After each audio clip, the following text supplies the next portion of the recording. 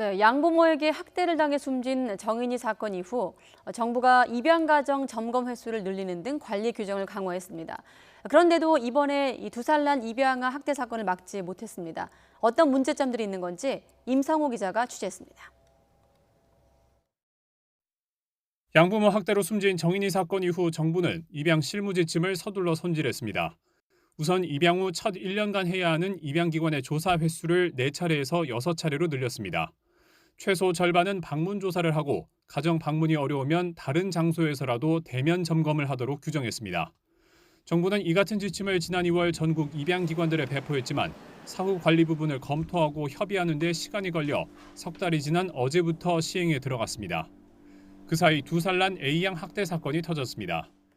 A양을 입양시킨 단체는 지난해 10월 한 차례 가정 방문 조사를 했고 올해 1월 4일과 지난달 16일에는 전화와 이메일 사진을 통한 점검만 했지만 규정상 문제를 물을 수는 없었습니다. 저희가 2020년 입양 실무 매뉴얼 지침에 따라서 다 진행했습니다. 강화된 입양 실무 지침도 한계가 뚜렷합니다.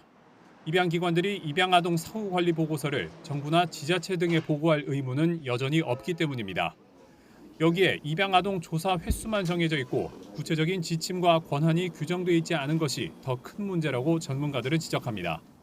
방문을 해서 아동을 제대로 살펴보는 어떤 구체적인 매뉴얼이 없다고 합니다. 이 실질적으로 아이들의 신체 검사를 좀 한다든가 그리고 이제 이 발달 부분이 늦거나 그렇게 된다면 이 부분에 대해서도 유심히 다시 한번 재검사를 해야 되고요.